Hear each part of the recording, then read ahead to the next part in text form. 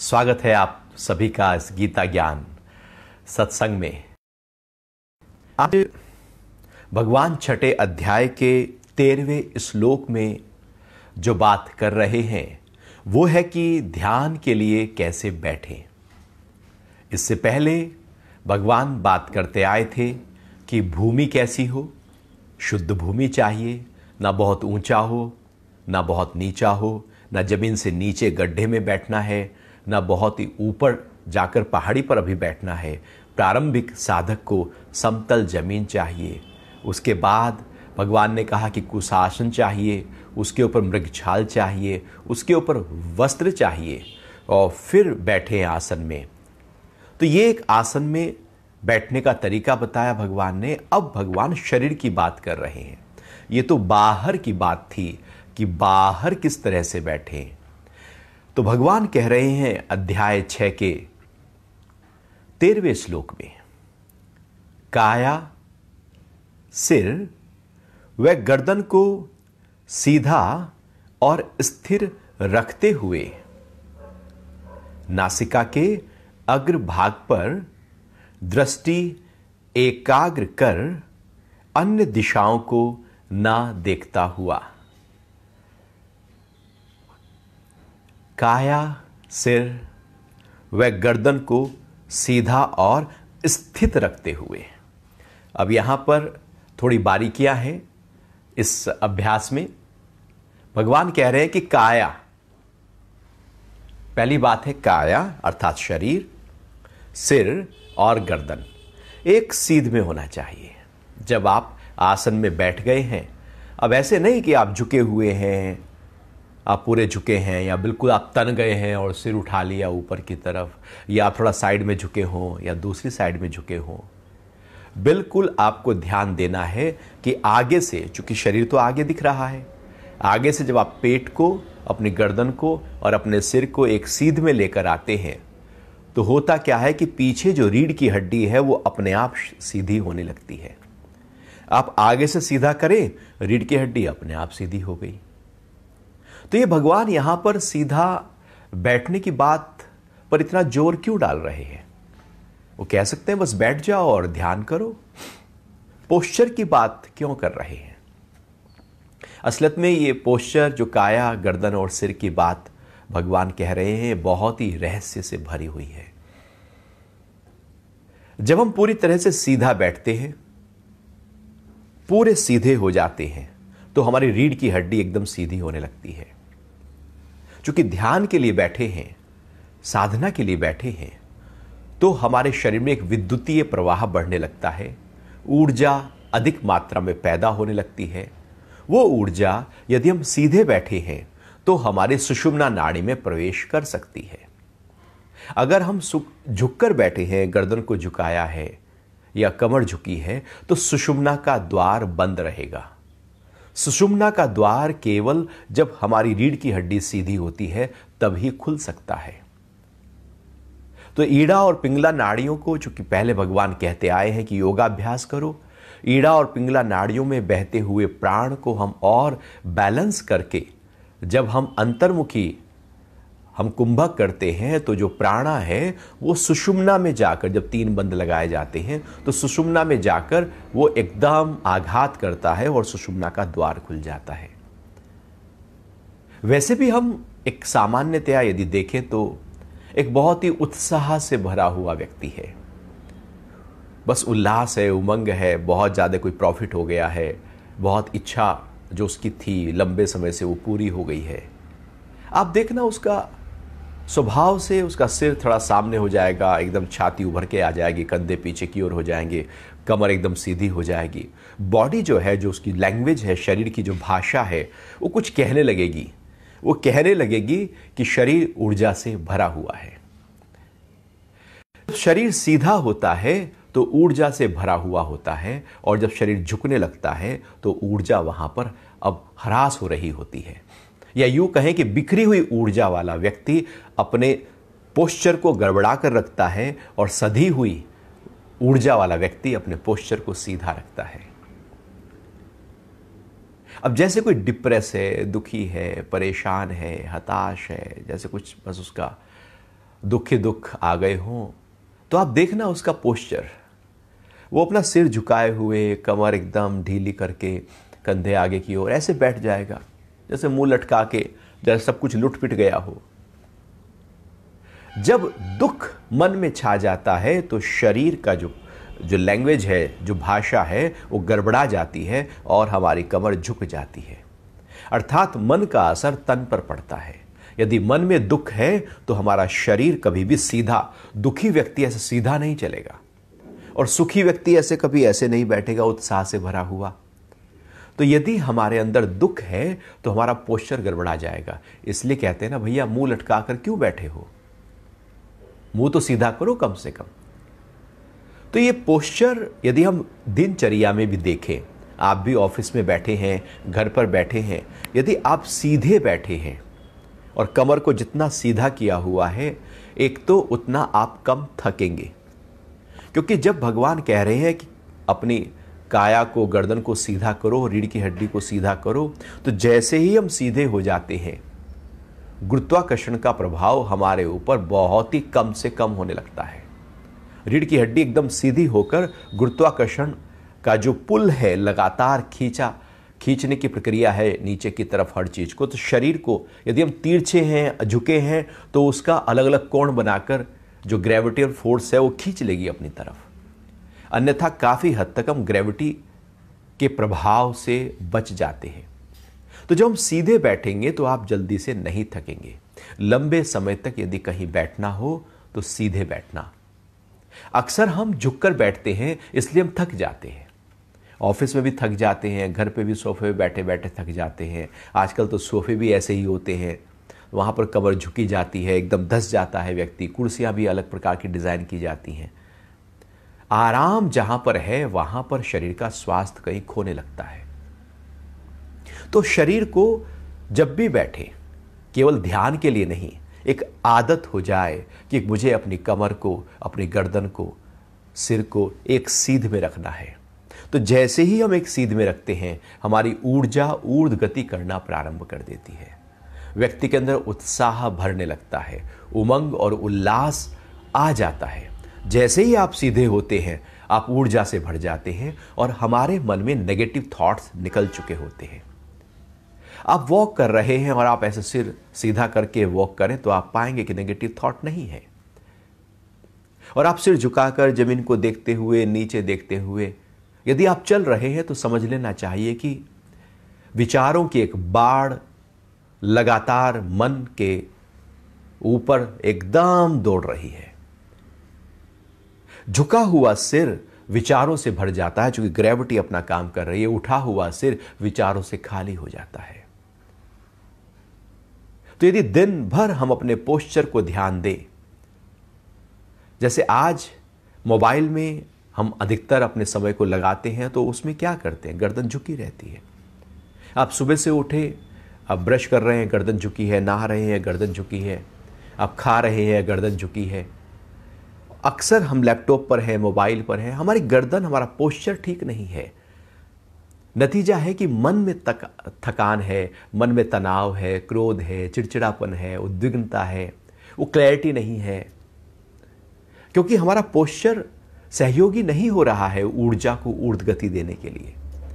तो अपने पोस्चर को अपने मन के अनुकूल, मन को बुद्धि के अनुकूल, बुद्धि को अपने उस प्राणा के अनुकूल हमें बनाना होता है। इसलिए भगवान इतनी बात कर रहे हैं कि अपने पोस्चर को ध्यान दो। तो पोस्चर को ध्यान के समय भी देना और वैसे भी देना। एक आदत हो जाए कि कमर को सीधा रखना है। इसलिए योग के इतने सारे आसन हैं जिसमें हम कमर को आगे पीछे कमर को मोड़ते हैं। तो आगे पीछे मोड़कर अलग अलग आसनों के माध्यम से हम अपनी रीढ़ की हड्डी और उसके आसपास की मांसपेशियों को मजबूती देते हैं, जिससे कि वो जब ध्यान के लिए बैठे तो लंबे समय तक सीधा होकर बैठे। वो मांसपेशियां थके नहीं, वो आराम में रहें। यदि वो थक गई तो हम ऐसे लुढ़क से जाएंगे। लुढ़कना नहीं है, इसलिए उन मांसपेशियों को ताकत देनी है, कमर को सीधा रखना है। तो भगवान ने सबसे पहली बात शरीर को सीधा रखने की कही और साथ साथ कहा कि स्थिर भी रखना है। ऐसा नहीं कि हिलाना डुलाना है। हमारा शरीर बहुत हिलता डुलता है। आप कभी बैठो और कहो मन को कि मैं कुछ देर के लिए 5 मिनट के लिए आराम से बिना हाथ, बिना पैर, बिना गर्दन हिलाए बैठा रहूंगा। आप बैठ जाओ ध्यान की अवस्था में शांत होकर। अब देखना अभी आपको लगेगा अरे कि जैसे कोई खाज आ रही हो, आप खुजाने लगेंगे। आपको लगेगा अरे पैर ना बैठे बैठे जैसे सो सा गया तो पैर बदल लेते हैं, हम पैर बदल लेंगे। लगेगा कि कोई मक्खी आ गई है, उसको हम उड़ाने लगेंगे। कभी आंख खोलकर देखने लगेंगे। हम पूरी तरह से बेचैन हो जाएंगे। हमारे अंदर एक हलचल पैदा हो जाएगी, एक विद्रोह, एक युद्ध छिड़ जाएगा। शरीर की समस्त क्रियाओं का युद्ध छिड़ जाएगा उस शांति के साथ, उस मौन के साथ, उस एकाग्रता के साथ। वो आपको बैठने नहीं देगी।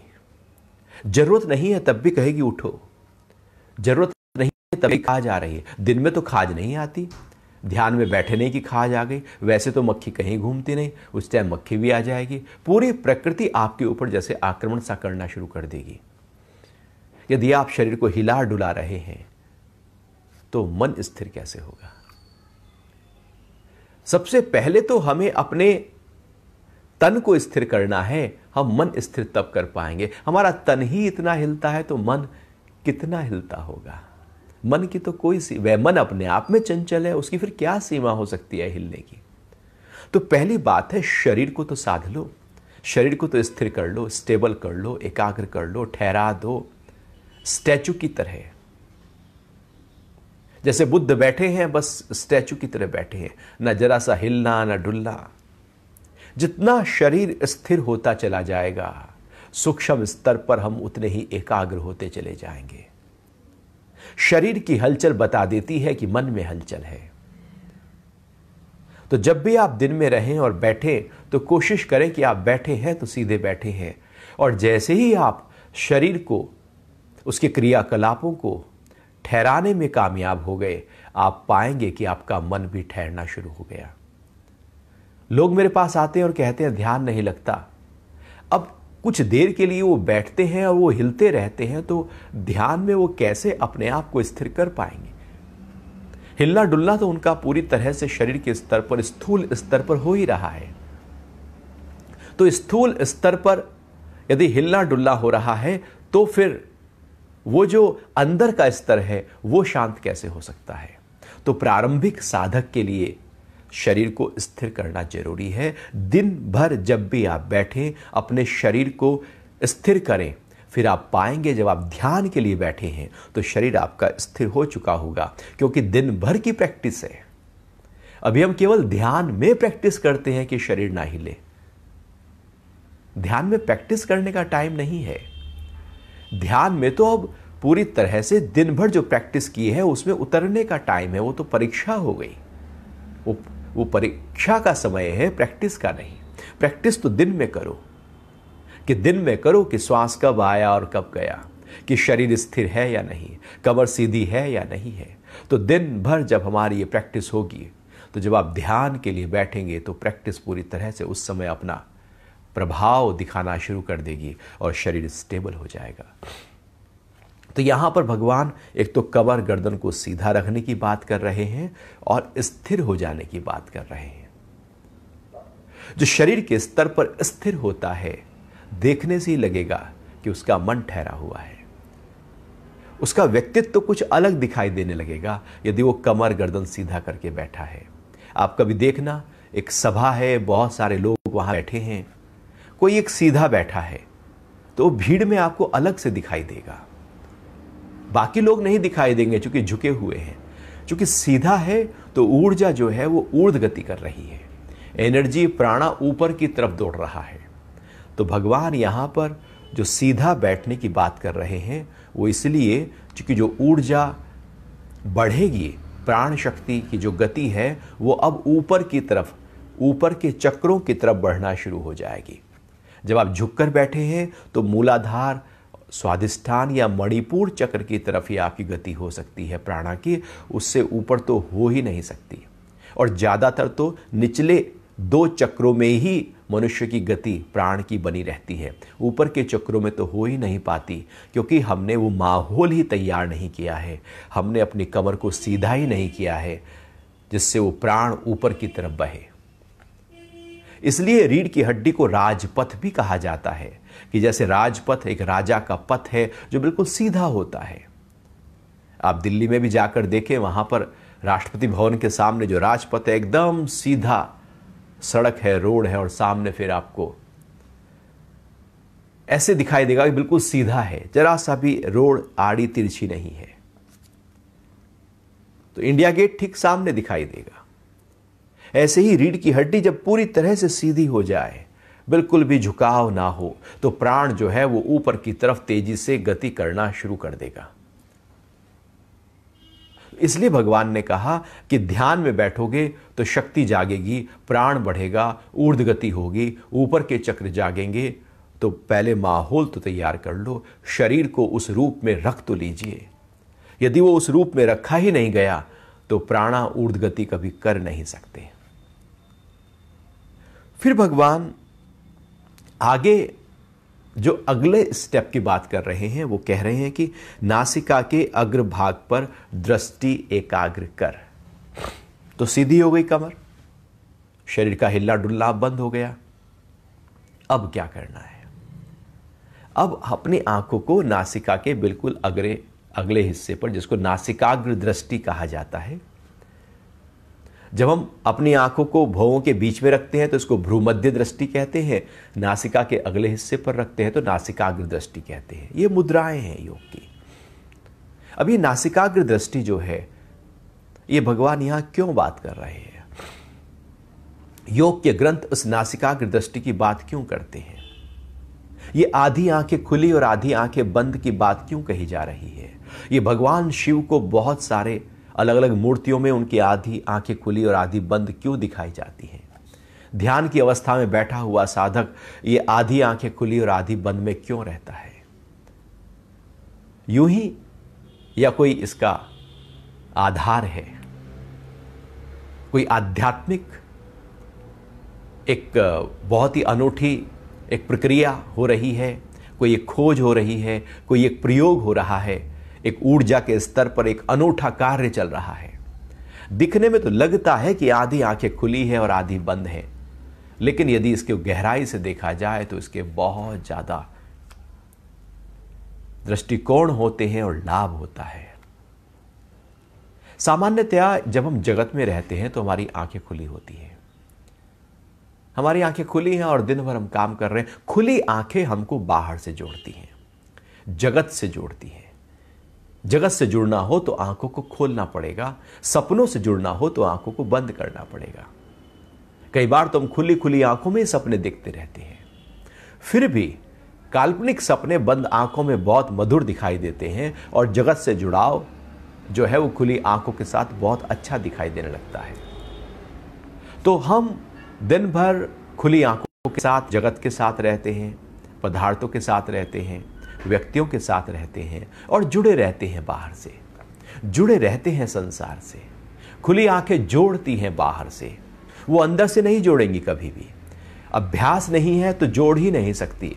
खुली आंखें केवल पदार्थ और पदार्थों के प्रति आसक्ति और अपने विकारों को पूर्ति के लिए ही लगी रहेंगी, वो इच्छाओं को पूरा करने में ही लगी रहेंगी। क्योंकि काम वासना में भी फिर वो आंखें खुली चाहिए, क्रोध के लिए भी चाहिए, वो विकारों के लिए आंखें खुली चाहिए, आसक्ति के लिए आंखें खुली चाहिए, इच्छा पूर्ति के लिए और वासनाओं की पूर्ति के लिए आंखें खुली चाहिए। तो जगत से जुड़ना है तो हम आंखों के माध्यम से जुड़ते हैं, और आंखों के पीछे जो इंद्रियां हैं, फिर वासनाएं, फिर सारा एक कार्य करना शुरू कर देता है। लेकिन यह आंखें बाहर के रूप पे सबसे मुख्य हमारा जो स्थूल आवरण है वो आंखें हैं। तो भगवान यहां पर उन्हीं आंखों की बात कर रहे हैं। अब जैसे हम रात को सोने गए, आपने आंखें बंद कर ली, लेकिन नींद अभी आ नहीं रही है क्योंकि मन तो कहीं भाग गया। तो अब मन जो है वो ख्यालों में चला जाएगा।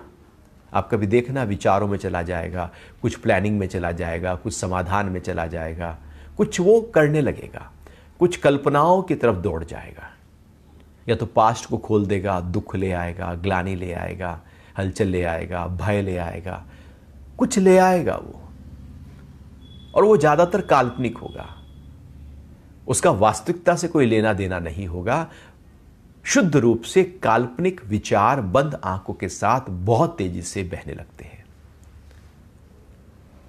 तो जब हम बंद आंख कर लेते हैं तो हम पूरी तरह से काल्पनिक स्तर पर चले जाते हैं, और खुली आंख करते हैं तो हम जगत के स्तर पर आकर पूरी तरह से जुड़ने लगते हैं। योग के ग्रंथों में, शास्त्रों में जो नासिकाग्र दृष्टि की बात कही गई है, आधी आंखें खुली आधी बंद, शांभवी मुद्रा की बात कही गई है, उसके पीछे यही और केवल यही तथ्य है कि जब हम आधी आंखें खुली रखते हैं और आधी बंद रखते हैं तो आधी बंद होने पर हम बाहर से नहीं जुड़ सकते। आप कभी बैठकर देखना, बैठ जाना आंखें आधी बंद और आंखें खोलकर, आप देखेंगे धीरे धीरे बाहर की सब चीज आपको धुंधली होनी शुरू हो गई। बाहर की तरफ जो आकर्षण था वो कम होना शुरू हो गया। पदार्थ के प्रति जो हमारा लगाव था, जुड़ाव था, खींच थी, पकड़ थी, वो हमारी कम हो गई। पदार्थ अभाव हो जाता है, पदार्थ अभावनी अवस्था आ जाती है आधी आंखें खुली और आधी बंद करते ही। धीरे धीरे धीरे धीरे वो सारा जगत जो है वो सपने की तरह हो जाता है। उससे हमारा जो संबंध है, संपर्क है, वो काफी हद तक टूट चुका होता है, क्योंकि खुली आंखें ही वहां से संबंध बांधती हैं। लेकिन आधी आंखें खुली और आधी बंद, जहां पर हम केवल थोड़ा सा ही सामने का देख पा रहे हैं, और फिर धीरे धीरे धीरे धीरे वो सब धुंधला होता चला जाएगा। तो जैसे ही ये अवस्था में हम बैठते हैं तो जगत से हमारा संबंध काफी हद तक टूट चुका होता है। जगत है, घर वाले हैं, पदार्थ है, धन है, कीर्ति है, सब कुछ है, लेकिन सब होते हुए भी हम उससे अभी जुड़े हुए नहीं हैं। है सब, लेकिन वही डिस्कनेक्ट हो गए, क्योंकि इंद्रियों को हमने विड्रॉ कर लिया है। और आधी आंखें खुली इसलिए क्योंकि बंद कर लेंगे तो फिर कल्पना में चले जाएंगे, फिर वो अंदर का जगत खड़ा हो जाएगा।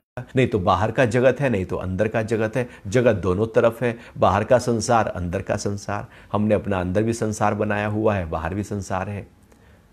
तो बीच में आने पर इसको संध्या भी समझें कि आंखों की एक संध्या है। जैसे बाहर संध्या काल होता है कि दिन और रात हो रही है, जैसे स्वर जब चेंज होते हैं तो वहां भी संध्या काल में हमारे सुषुम्ना में दोनों स्वर बह रहे होते हैं, या यूं कहें कि सुषुम्ना में प्राण का आवागमन हो रहा होता है। ऐसे ही प्रहर, जो 8 प्रहर हैं, हर प्रहर का एक संध्या काल होता है। तो इस तरह से जो संध्या काल है वो ना इधर का होता है ना उधर का होता है। तो आधी आंखें खुली और आधी बंद ना जगत की होती हैं और ना भीतर के अंदर के संसार की और अंदर के कल्पनाओं की होती हैं। वो वहां से भी हमको तोड़ चुकी होती हैं और बाहर से भी तोड़ चुकी होती हैं। नहीं तो भगवान कह सकते थे कि पूरी आंखें खोलकर बैठ जाओ, भगवान कह सकते थे कि आंख बंद करके बैठ जाओ। क्यों कह रहे हैं कि नासिका के अग्र हिस्से पर देखते हुए बैठो? क्योंकि डिस्कनेक्ट हो रहे हैं बाहर से और डिस्कनेक्ट हो रहे हैं अंदर के चित्त से, विचारों से, ख्यालों से। बहुत आप पाएंगे कि विकार वहां पर उस स्थिति में बहुत कम स्तर पर बहने लगते हैं। आप शांत होने लगते हैं, ठहराव होने लगता है, जगत के ख्याल काफी हद तक कम हो जाते हैं, अंदर की कल्पनाएं काफी हद तक थम जाती हैं, केवल इतना करते ही। क्योंकि हमारी आंखों से ऊर्जा लगातार बाहर की तरफ बह रही है। सबसे ज्यादा ऊर्जा आंखों के माध्यम से बहती है बाहर, फिर बोलने से बहती है, हाथों से, पैरों से, इंद्रियों से बह जाती है बाहर। लेकिन आंख तो लगातार खुली है, तो बह रही है ऊर्जा लगातार। जब आधी आंखें खुली और आधी बंद आपकी हो जाएंगी तो वो जो ऊर्जा लगातार आंखों के माध्यम से बाहर की तरफ बह रही है, वो एक कोण बनाएगी नासिका के। आंख से नासिका को देखते ही ये जो एनर्जी का कोण बनेगा, क्या होगा कि फिर ये एनर्जी लौट कर पीछे की तरफ गति करना शुरू कर देगी। एक ऐसे कोण बनेगा कि देख रहे हैं यहां नाक पे, लेकिन नाक के जो एंड है, जहां से नाक शुरू हो रही है, वहां पर एक टकराहट, वहां पर एक टक्कर होगी।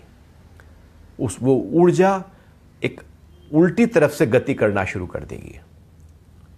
अर्थात बाहर बहकर वो अंदर की तरफ एक चोट मारना शुरू कर देगी, और जैसे ही वो अंदर की तरफ चोट मारेगी, और ये स्थान हमारा आज्ञा चक्र होता है। तो हम देख रहे हैं बाहर आधी खुली आधी बंद आंखों से, लेकिन उसका जो बाहर आधी खुली आधी बंद होने से जो प्रवाह है बाहर की तरफ, वो रुक गया, जगत से ध्यान हट गया। लेकिन और सूक्ष्म स्तर पर यदि उसको हम देखें, आध्यात्मिक दृष्टिकोण से, ऊर्जा के स्तर पर, प्राण शक्ति के स्तर पर, चक्रों के स्तर पर, तो सीधी चोट आज्ञा चक्र पर लगनी शुरू हो जाती है। आज्ञा चक्र जो बिल्कुल माथे के बीचों बीच स्थान है, यह स्थान हमारे शरीर में यदि कोई सबसे ज्यादा पूजनीय स्थान है, महत्वपूर्ण स्थान है, तो वो आज्ञा चक्र है। इसको गुरु स्थान कहा जाता है। ये गुरु के आदेश पर चलता है। जब हम इस स्थान पर ध्यान लगाते हैं तो ये स्थान और इससे ऊपर की जो सहस्रार चक्र है, ये दिव्य है। ये आत्मा और परम तत्व से हमें जोड़ने के लिए ये दो मुख्य द्वार हैं। इसलिए इस स्थान की पूजा के लिए हम टीका, बिंदी, तिलक, चंदन हम यहां आज्ञा चक्र पर लगाते हैं। ये आज्ञा चक्र यहां ऊपर, यहां बाहर नहीं होता कहीं, ये तो अंदर की तरफ पीछे होता है। क्योंकि ऊर्जा कहीं बाहर की तरफ गति नहीं कर रही है, वो तो अंदर की तरफ एकदम चोट। ठीक ये कोण है। जैसे हम बाहर अलग अलग कोण बनाते हैं, तो एक कोण बनाने से उसका प्रेशर, जैसे कोई बिल्डिंग को आप तिरछा भी बना रहे हैं तो वो एक कोण डिजाइन किया जाता है, ग्रेविटी किस तरह से कार्य करती है, और वो कोण बनने पर भी, तिरछी बिल्डिंग होने पर भी गिर नहीं पाएगी, क्योंकि वो पूरी तरह से उसका जो आधार है वो ग्रेविटियल फोर्स को ध्यान में रखते हुए तैयार किया जाता है। ऐसे ही जब ये कोण बनता है तो ये कोण का जो प्रेशर है ऊर्जा का, इस कोण के माध्यम से वो ठीक आज्ञा चक्र पर हिट करता है और आज्ञा चक्र जागना शुरू हो जाता है। लगातार इस अवस्था में बैठे रहने से, आधी आंखें खुली और आधी आंखें बंद होने से हमारा जो आज्ञा चक्र है वो खुल जाता है। अब यहां पर और मजे की बात यह है कि या तो हम चक्रों को नीचे से जगाना शुरू करें, मूलाधार, स्वादिष्ठान, मणिपुर, अनाहत, विशुद्ध और फिर आज्ञा, और उसके बाद फिर सहस्रार। यह एक दूसरा और तरीका यह है कि हम आज्ञा चक्र को जगा लें, नीचे के अपने आप चक्र जागना शुरू कर देंगे। या तो नीचे से ऊपर जाओ, या ऊपर को जगाकर नीचे अपने आप प्रकाशित होता चला जाएगा। तो यहां पर भगवान एक अनूठी बात कह रहे हैं कि आज्ञा चक्र को जगाओ, क्योंकि गुरु जब बात कहता है तो वो सीधे उस स्थान की बात कहता है जहां पर उसका पूरी तरह से आधिपत्य है। गुरु का जो स्थान है वो मूलाधार चक्र पर उसका अधिकार नहीं शिष्य के, बल्कि उसके आज्ञा चक्र पर गुरु का अधिकार होता है। तो यहां पर भगवान अर्जुन के आज्ञा चक्र को जगाने की बात कर रहे हैं, और उसके लिए एक तरीका, एक विधि, एक उपाय बता रहे हैं जिससे ऊर्जा का प्रवाह आज्ञा चक्र पर सीधी तौर पर होने लगे। और जैसे ही हम आज्ञा चक्र में जाते हैं, ऊर्जा अंतर्मुखी होना प्रारंभ हो जाती है। अब हम बाहर आंखें खुली हैं, लेकिन बाहर ऊर्जा नहीं, वो तो सारी भीतर बहने लगी। हमने आसन, सिद्धासन लगाया हुआ है, पैरों की उंगलियों से जो ऊर्जा बाहर बह रही थी वो भी रुक गई, क्योंकि वो पूरी तरह से हमारे पंजों के, हमारी जंघाओं के साथ पंजे आ गए। जननेंद्रिय के माध्यम से जो ऊर्जा बहती है सिद्धासन में, उसको भी हमने दबा लिया। रीढ़ की हड्डी को सीधा किया, अपने हाथों को ज्ञान मुद्रा या ब्रह्मांजलि मुद्रा में रखा, जिससे जहां जहां से ऊर्जा बह सकती थी शरीर के निचले स्तर पर, उसको रोक लिया। अब ऊर्जा ऊपर किस स्तर से बह सकती है, आंखों के स्तर से बह सकती है, या बोलने से, तो बोलना है नहीं, और आंखों से उस बहती हुई ऊर्जा को ऐसे एंगल दिया कि वो हमारे आज्ञा चक्र को जगाने में सहायक हो जाए। तो एक पोस्चर ही ऐसा है जो हमें अंतर्मुखी कर देगा। तो जब आज्ञा चक्र अब लगातार वो प्रवाह शुरू हुआ, तो आज्ञा चक्र पर चोट लगनी शुरू हुई और आज्ञा चक्र जागना शुरू हुआ, और हम अंतर्मुखी हो गए। यहां ये ध्यान की एक अवस्था है। यहां से अब हम अंतर्मुखी यात्रा, भगवान कह रहे हैं कि अब परमात्मा की तरफ जो यात्रा है, जो अंदर गहरे में है, सबसे नजदीक लेकिन सबसे दूर है। चूंकि हम लगातार सुबह से उठे नहीं कि बाहर बाहर बाहर, हम कह रहे हैं बाहर। जगत हमारा खड़ा है, परमात्मा बहुत दूर है। जब जगत हमारा सो जाए, खत्म हो जाए, होते हुए ना रहे, तब परमात्मा मेरे नजदीक है। जगत में परमात्मा ढूंढेंगे तो मिलेगा नहीं, क्योंकि मेरी रुचि तो जगत की तरफ है, पदार्थ की तरफ है, विकार की तरफ है, इच्छा की तरफ है, वासना की तरफ है, तो परमात्मा वहां नहीं होता। प्राण प्रतिष्ठा जब की जाती है तो पहले पूरी तरह से शुद्ध वातावरण तैयार किया जाता है, तब प्राण प्रतिष्ठा होती है। परमात्मा भी शुद्ध जगह पर आते हैं तो शरीर शुद्धि हो, इसलिए इससे पहले श्लोक में भगवान ने आत्मशुद्धि के लिए योगाभ्यास करे। तो जब पूरी तरह से शुद्धि हो गई है हर स्तर पर, अब परमात्मा का अनुभव होगा, अन्यथा हो नहीं सकता। हम केवल बातें कर सकते हैं, वो शब्द हो सकते हैं, लेकिन वो हमारी अनुभूति में नहीं आएगा। फिर भगवान कह रहे हैं कि नासिकाग्रे अग्रभाग पर दृष्टि एकाग्र कर, अन्य दिशाओं को ना देखता हुआ। कोई और एंगल ना बना लेना, उस समय ऊर्जा कहीं बह ना जाए। आपने जरा सा भी दाएं बाएं किया तो जो लगातार चोट लग रही थी आज्ञा चक्र के ऊपर, वो टूट जाएगी, क्योंकि वो लगातार चोट से ही काम बनेगा। जैसे शिवलिंग के ऊपर लगातार एक घड़े से बूंद बूंद करके पानी जब टपकना शुरू करता है, तो वो शिवलिंग में आपने देखा होगा एक ऊपर गड्ढा सा बन जाता है, क्योंकि लगातार पानी पड़ रहा है। तो लगातार निरंतर जब पानी पड़ने लगता है तो वहां गड्ढा होने लगता है। ऐसे भगवान कह रहे हैं कि अब अन्य दिशाओं में ना देख लेना, नहीं तो जो लगातार का काम चल रहा था वो टूट जाएगा और आज्ञा चक्र जो खुलना था वो नहीं खुल पाएगा। इसलिए अन्य दिशाओं को ना देखता हुआ। अब जो अगला श्लोक है वो इससे और गहरे स्तर की बात कर रहा है। ये तो शरीर के स्तर की बात हो गई। अब भगवान अंदर के विकार और वासना के स्तर की बात कर रहे हैं कि ऐसी अवस्था में क्या अंदर का भाव हमारा होना चाहिए। फिर कहा भगवान ने, ब्रह्मचर्य व्रत में स्थित, भय रहित व शांत होकर मन को एकाग्र करे और चित्त को मेरे में लगाकर वह योगी मेरे परायण होकर बैठे। अब पूरी तरह से समर्पित हो जाना है परमपिता परमात्मा के प्रति।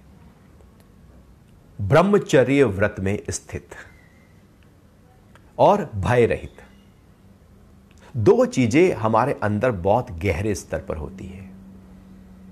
एक होती है काम वासना और दूसरा होता है डर। ऐसा कोई नहीं है ये दो चीजें वहां पर ना हो, क्योंकि काम वासना वो आज की थोड़ी है, वो तो जन्मों जन्मों से चली आ रही है। हर जन्म में काम वासना में व्यक्ति गया है, वो कोई भी योनि हो, वो पशु बना हो, पक्षी बना हो, काम वासना वहां पर भी थी, भोग वहां पर भी था। तो वो तो पूरी तरह से गहरे स्तर पर है और व्यक्ति का जन्म भी उसी वासना से ही तो होता है। जब जन्म ही हुआ है भोग से, सेक्स से, तो वो तो अंदर गहरे स्तर पर है ही है। वो जो गहरे स्तर पर है और दूसरा गहरे स्तर पर है डर, भय, क्योंकि हर जन्म में, हर योनि में हम डरे हैं। हम पशु हों तो कोई बड़ा मुझे मारना दे, इसलिए डर डर डर लगातार रहा। पक्षी हो, डर डर रहा। हर योनि में एक डरे हुए थे हम, कोई बड़ा जानवर ना खा जाए। जब मृत्यु हुई तो भी डर था, क्योंकि मृत्यु का एक डर था।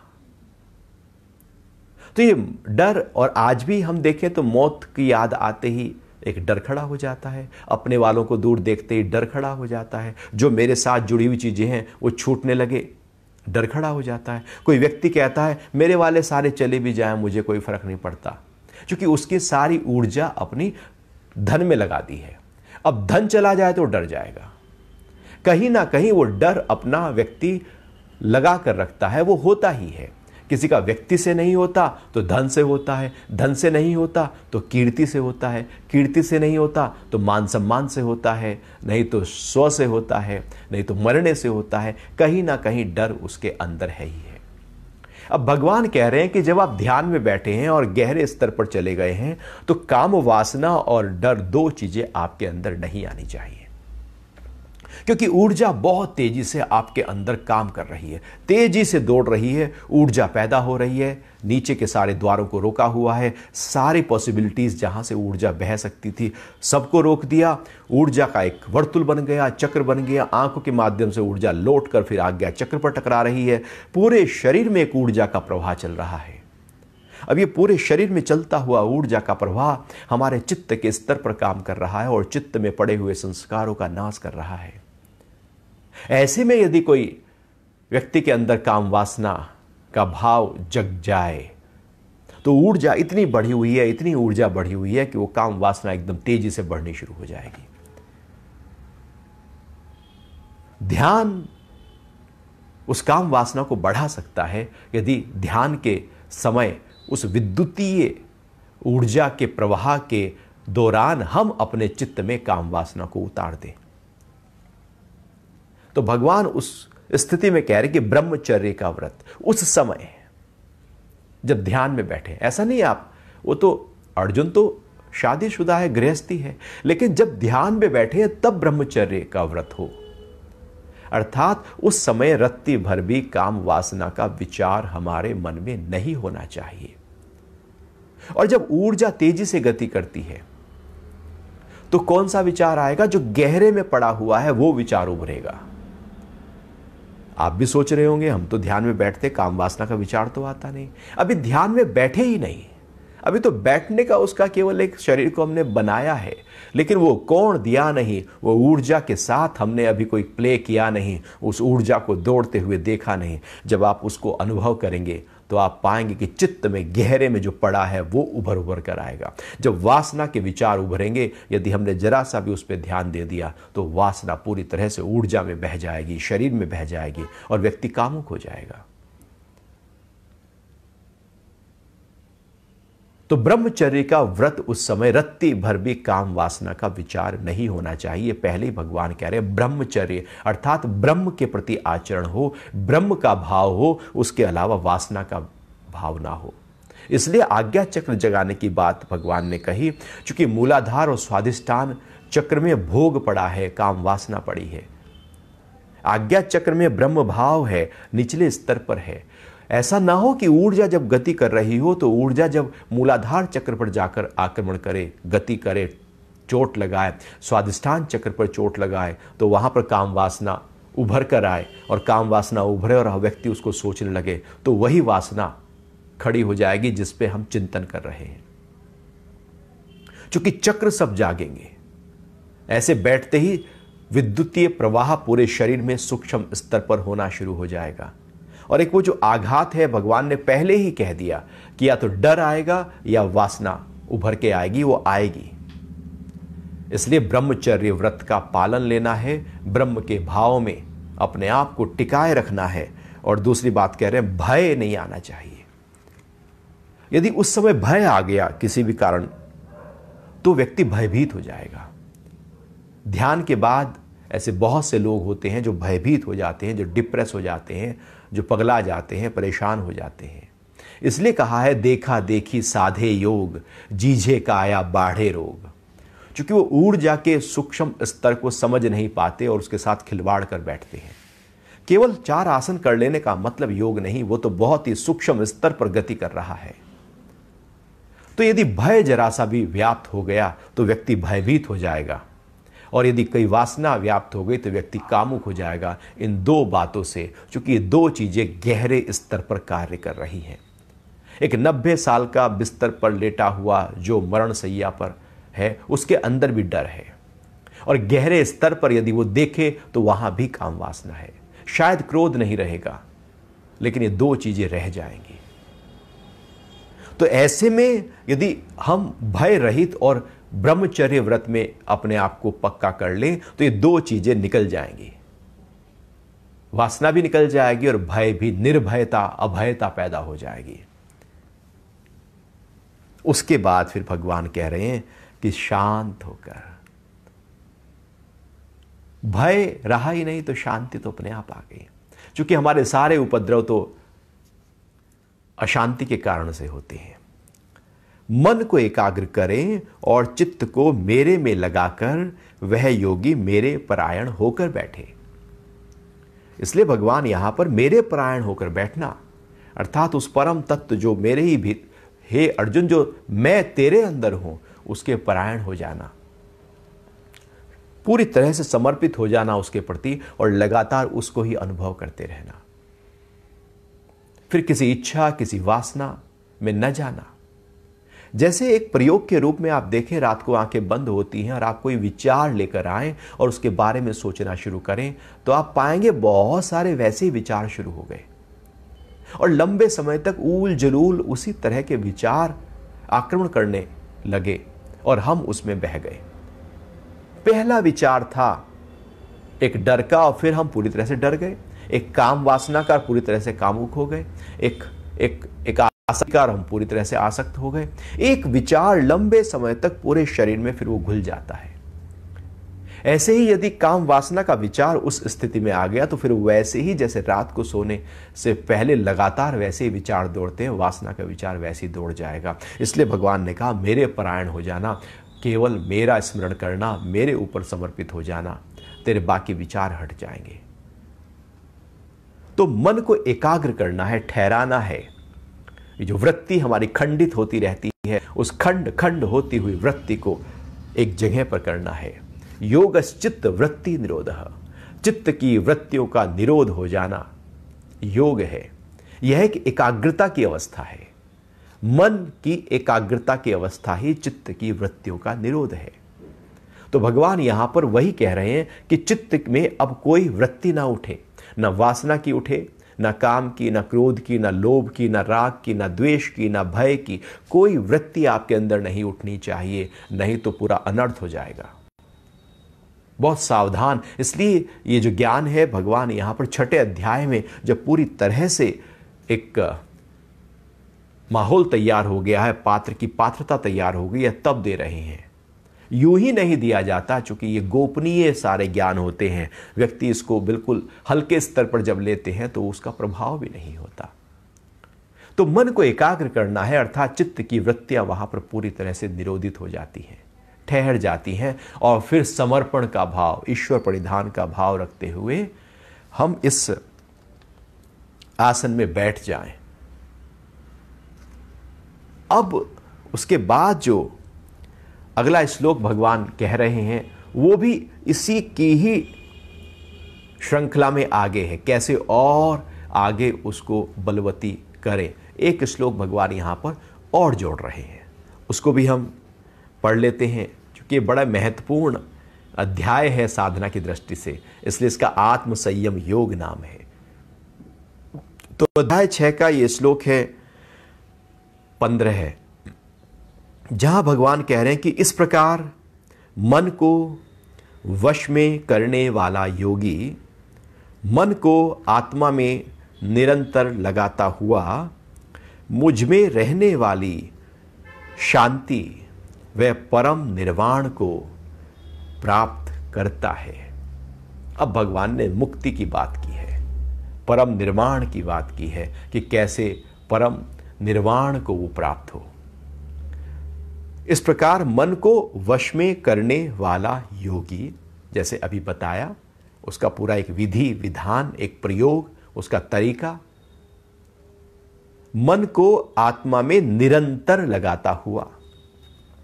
अब भगवान यहां पर आगे बात कर रहे हैं कि मन को अंतर्मुखी किया, मन को एकाग्र किया, अब उस मन को कहां लगाना है? आत्मा में। वो जो कॉन्शियसनेस है वहां पर अपने पूरी तरह से मन को टिका देना है।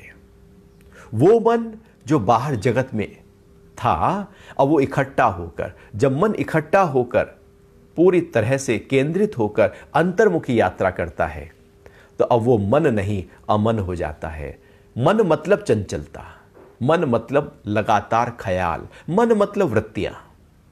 और जब वृत्ति रहित अवस्था, एकाग्रता अवस्था हो जाती है तो मन आत्मा में लीन हो जाता है, अपने मूल कारण में लीन और विलीन हो जाता है, जिसको अमनस्क योग कहा गया है गुरु गोरक्षनाथ ने। अमनी अवस्था कबीर कहते हैं, अर्थात मन जब आत्मा में लीन हो जाए तो वो अमनी अवस्था है, मन नहीं रहा। मन है तो उपद्रव है, तनाव है, क्रोध है, अशांति है, डर है, सारे विकार जो खड़े हैं मन के आधार पर खड़े हैं। मन ही नहीं रहा, मन ही ऊंचे स्तर पर चला गया तो उसके साथ उसके सारे विकार भी चले गए। तो अब यहां पर मन को आत्मा में निरंतर लगाता हुआ, अब निरंतर लगाना है, अर्थात जैसे हम ध्यान में बैठे और जब तक बैठे हैं निरंतर आत्मा का प्रवाह हमारे अंदर हो, एक क्षण के लिए भी कोई और विचार न रोंदे, एक जरा सा भी विचार, रत्ती भर भी कोई जगत का विकार का विचार अंदर नहीं आना चाहिए। निरंतरता का मतलब है कॉन्टिन्यूअस, जैसे हार्ट से पंप लगातार होता हुआ शरीर में खून दौड़ रहा है, निरंतर हो रहा है ये प्रक्रिया, रुकावट नहीं है। रुकावट है तो खत्म। जैसे नदी लगातार निरंतर बह रही है, निरंतरता, सूर्य की किरणें निरंतर आ रही हैं, वहां पर कोई व्यवधान नहीं है, टूट टूट कर नहीं, टुकड़ों में नहीं।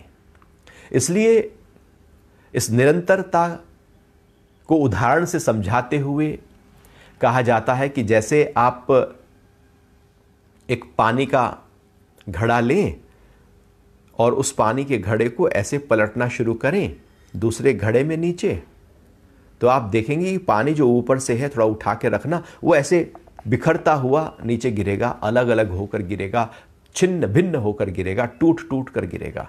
एक जैसा सिमटता हुआ इकट्ठा होकर पानी नहीं गिरता, बिखरता हुआ नीचे गिरेगा तो भी बिखरता हुआ जाएगा। वो ऊपर से ही बिखरना शुरू हो जाएगा, बीच में बिखरेगा हवा के कारण से, हवा, और फिर नीचे भी बिखर जाएगा। लेकिन आप तेल का कनस्तर लें और तेल को जब आप पलटे दूसरे कनस्तर में, तो आप देखेंगे उसकी एक धारा है उतनी ही मोटी, और लगातार जब तक तेल का कनस्तर खाली ना हो जाए वो धारा वैसे ही बनी रहेगी। और जब वो तेल नीचे जाकर अपने नीचे गिरेगा तो भी वो इकट्ठा होकर ही गिरेगा, बिखर कर नहीं। ऊपर से भी इकट्ठा है, बीच में भी इकट्ठा है, नीचे भी इकट्ठा है, तो वो इकट्ठा है। इसे कहते हैं तेल धारावत, अर्थात मन को निरंतर लगाने की प्रक्रिया, कि एक जरा सा भी बूंद जैसे तेल का दाएं बाएं नहीं होता, ऐसे रत्ती भर भी वृत्ति हमारी दाएं बाएं नहीं होनी चाहिए। तो लगातार ध्यान में जब निरंतर हम परमात्मा में, आत्मा में अपने मन को टिकाए रखते हैं, वो अवस्था निर्वाण देती है। लेकिन ऐसा एकदम कठिन होता है। आप देखना कभी ध्यान में बैठो तो आप पाओगे कि पता नहीं क्या क्या विचार आ जाते हैं।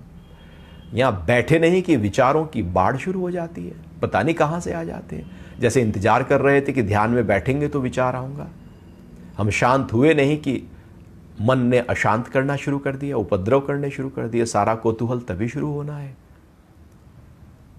लेकिन जब मन इस तरह से उपायों के माध्यम से ठहरे तो वो एकाग्र होगा और तब वो निरंतर आत्मा में गति करेगा। और निरंतर का मतलब है कि बस अभी अपने मन को साक्षी होकर अंतर्मुखी प्रवाह के साथ जोड़ देना। अब वो अभी अभी अभी अभी लगातार उसी प्रवाह के साथ अपने आप को जोड़ते जाना। हमारा मन पास्ट या फ्यूचर में दौड़ता है। निरंतरता का मतलब होता है वर्तमान में टिके रहने की प्रक्रिया। वो पास्ट फ्यूचर वहां कुछ नहीं, वर्तमान है और केवल वर्तमान है। जीवन केवल वर्तमान में बह रहा है, यहां पास्ट और फ्यूचर में कुछ भी नहीं होता।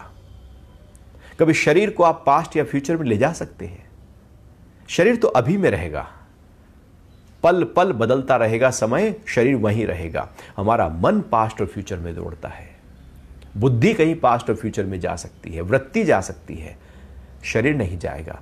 तो ऐसे ही मन को भी निरंतर, मतलब अभी, नाव, एकदम अथ में अपने आप को, मन को टिकाकर आत्मा की तरफ गति करनी है। यदि वो निरंतरता है अंतर्मुख होकर, तो निर्वाण की अवस्था प्राप्त हो सकती है। और यदि निरंतरता नहीं, हम बैठ गए, हम बैठ गए कुश आसन पर, मृगछाल पर वस्त्र बिछाया, बिल्कुल सिद्धासन आसन को साधा, कमर सीधी की, कोण बनाया, एकदम आज्ञा चक्र पर आघात किया और बैठ गए।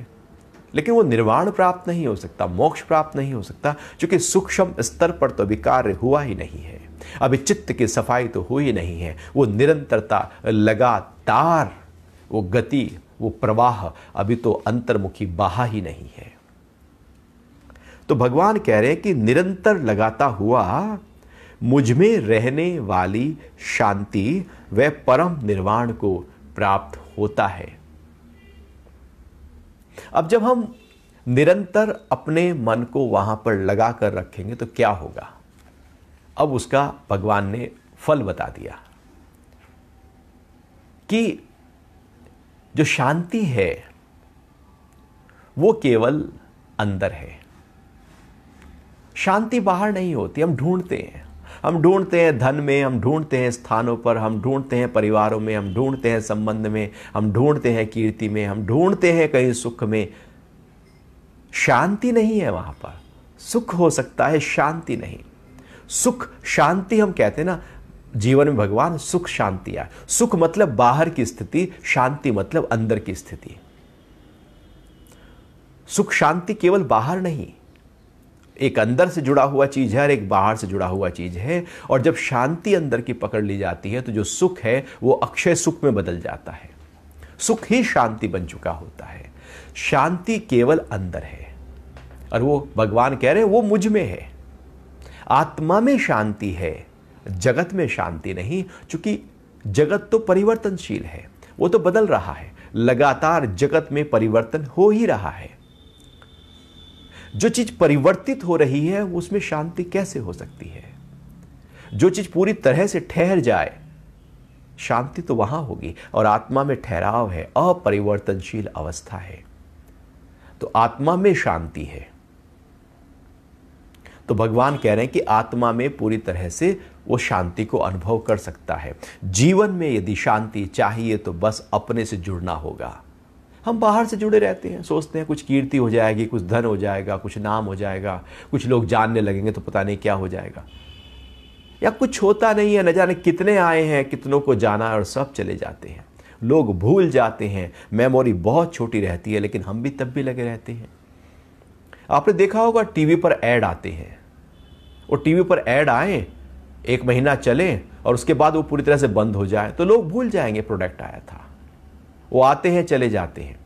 इसलिए जब कंपनी ऐड प्लानिंग करती है तो लगातार ऐड करती है, वो लगातार उनको ऐड करना ही पड़ता है, क्योंकि लोगों की मेमोरी बहुत ही छोटी होती है, वो भूल जाते हैं। इसलिए तो, नहीं तो एक बार ऐड आने के बाद वो खत्म, ऐड आए ना फिर दोबारा।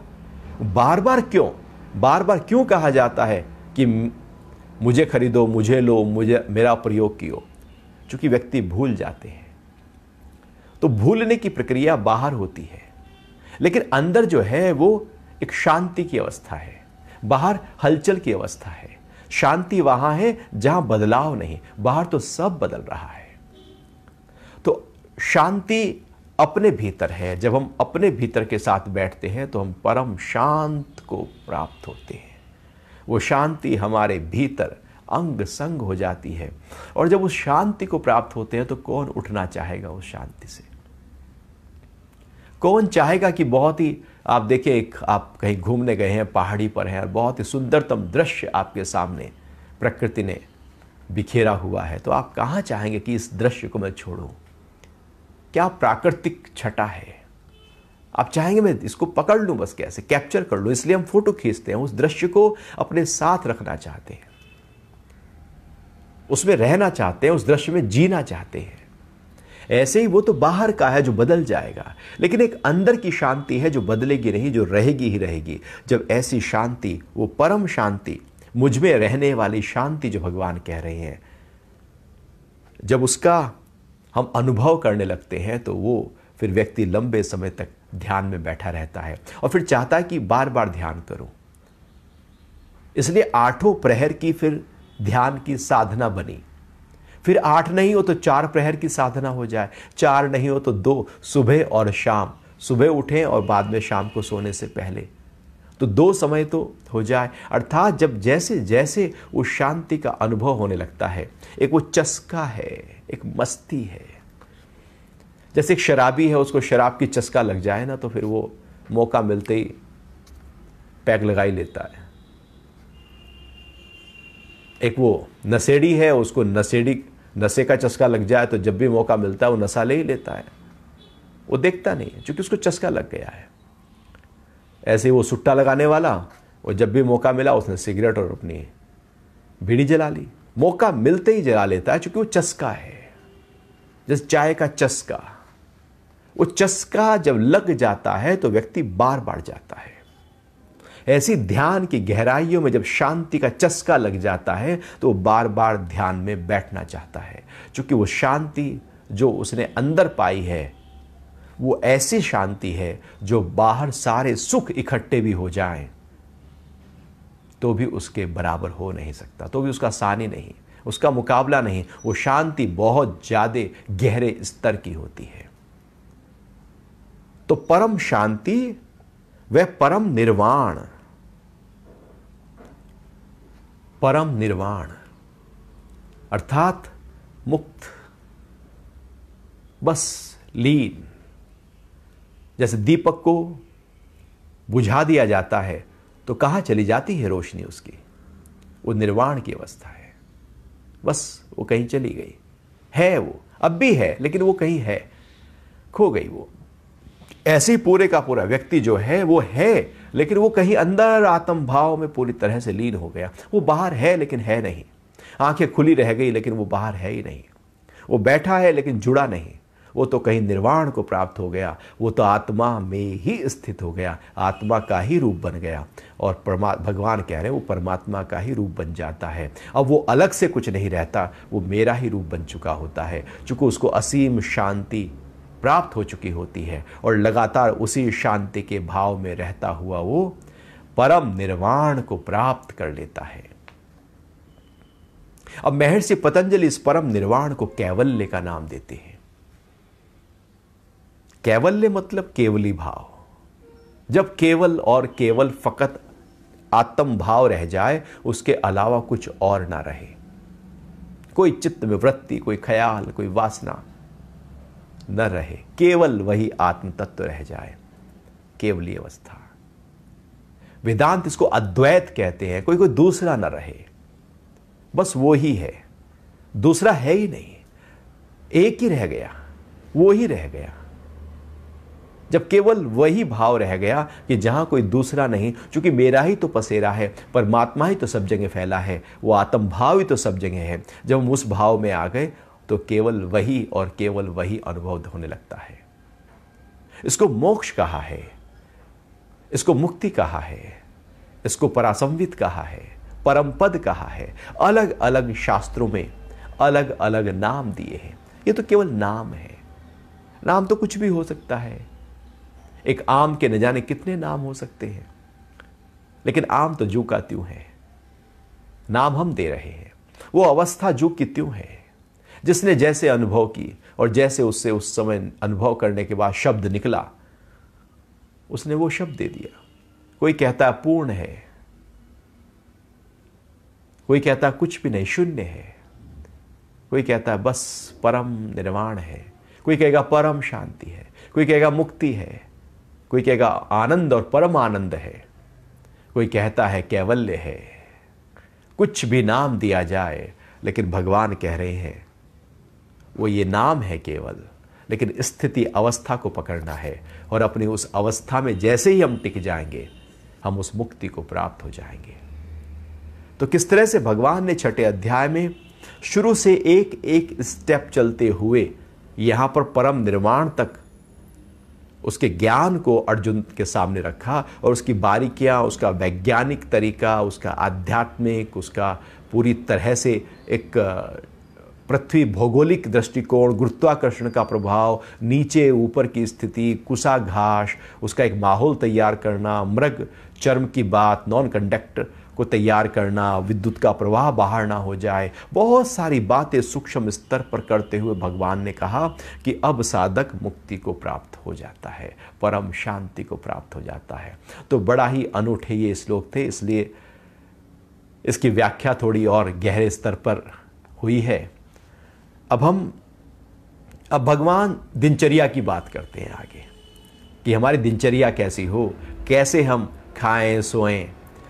तो इसकी बातें अब हम कल सुबह 8 बजे आपके साथ करेंगे, जहां पर भगवान कह रहे हैं कि योग किसका सिद्ध होगा, क्या चीजें नहीं करनी, क्या करनी है।